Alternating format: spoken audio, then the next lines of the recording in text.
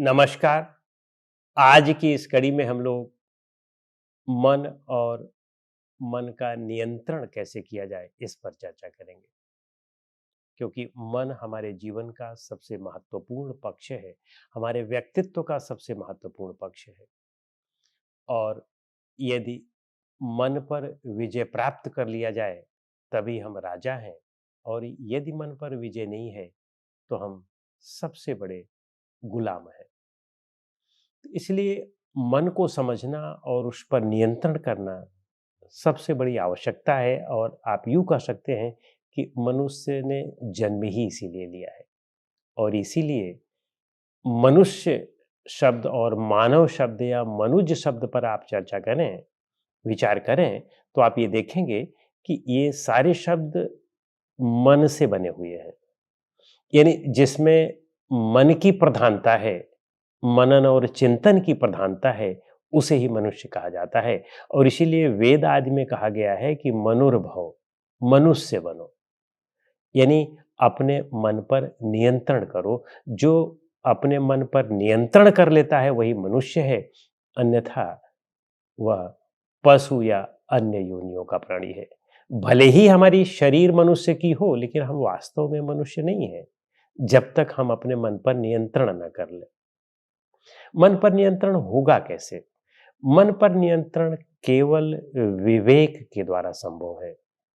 जिनमें विवेक है, समझ है, वही मन पर नियंत्रण कर सकते हैं। और कबीर इसीलिए कहते हैं कि मन सायर मनसा लहरी, बूढ़े बहुत अचेत, कहाँ ही कबीर ते बाची हैं, जाके हृदय विवेक। मन सायर मनसा लहरी, यानी जैसे समुंदर है उसमें लहरें उठती रहती हैं, उसी तरह से मन में भी लहरें उठती रहती हैं, वृत्तियां उठती और गिरती रहती हैं।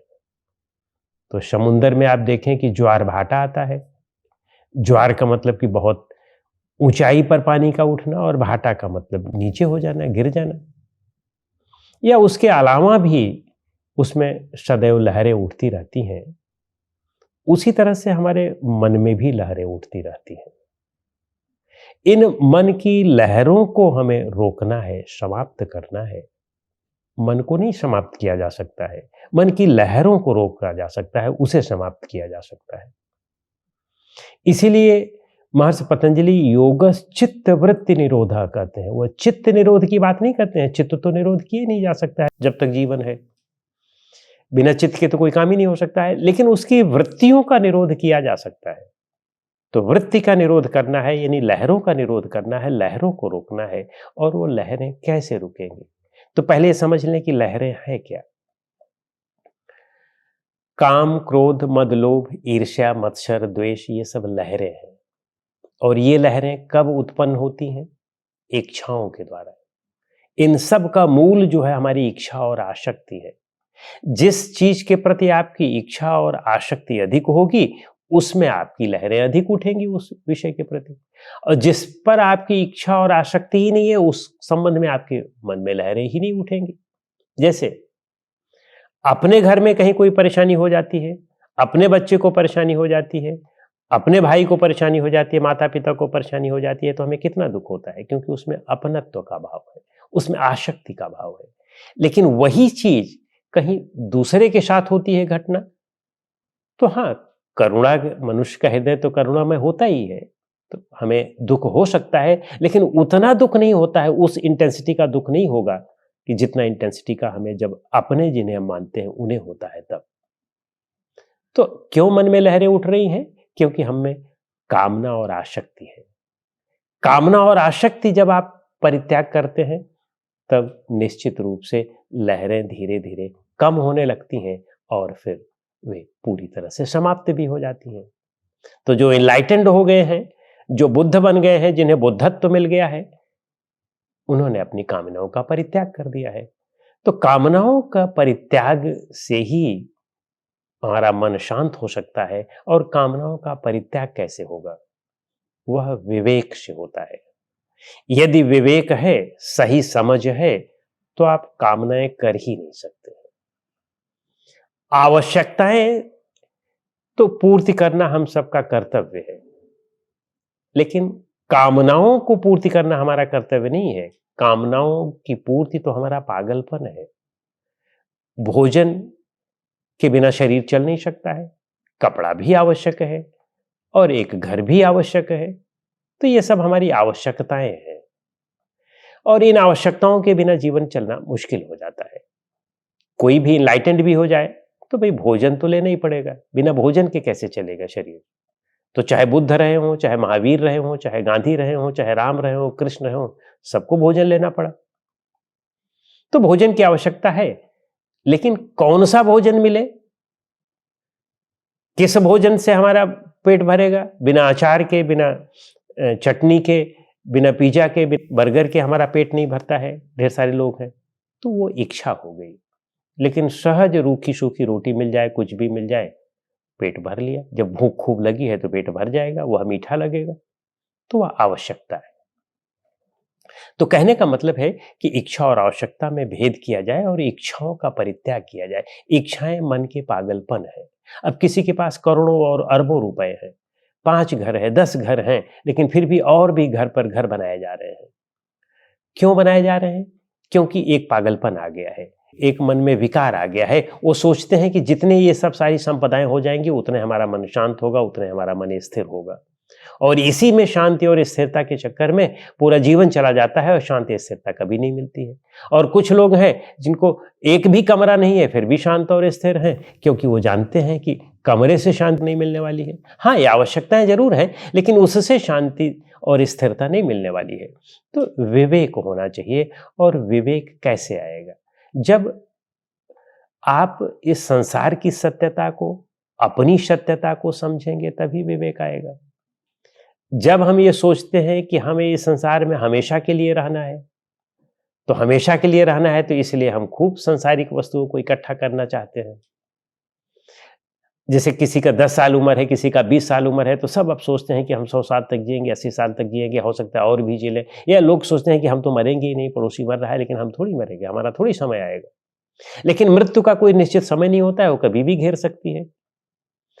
तो जब हम संसार की इस वास्तविकता को समझ लें कि ये सब कुछ छूटना है, जितने अपने हैं, पराए हैं, ये सब छूट जाएंगे, धन संपत्ति संपदा सब छूट जाएगी। और इतना तो छोड़ दो, अपना यह शरीर ही छूट जाएगा। जब हम इस विवेक और इस विचार में रहने लगते हैं, तब हमें अपनी आवश्यकताओं की ही चीजों की पूर्ति करना होता है।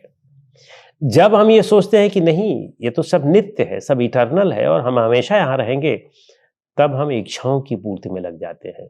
तो ये संसार को न समझना हुआ। और जब हम संसार को समझ लेते हैं तो निश्चित रूप से केवल आवश्यकता की ही पूर्ति में लगेंगे। और आवश्यकता तो प्रकृति वैसे ही पूरा कर देती है। प्रारब्ध जब तक है कि आपको इतने समय तक जीवित रहना है, तो बिना खाए जीवित रह ही नहीं सकते हैं, तो प्रकृति अपने आप ही पूरा करेगी। वो किसी न किसी तरह से आप तक भोजन पहुंच जाएगा और आपका जो है पेट भर जाएगा।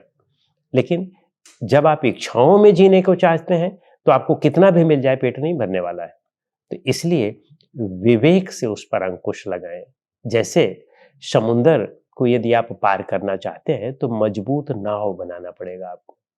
मजबूत नाव के आधार पर ही, बोट के आधार पर ही आप समुंदर को पार कर सकते हैं। अनेकों लहरें आएंगी, अनेकों तूफान आएंगे, तो उनसे कैसे बच सकते हैं? जब आपकी नाव बहुत मजबूत हो, नौका आपकी बहुत मजबूत हो।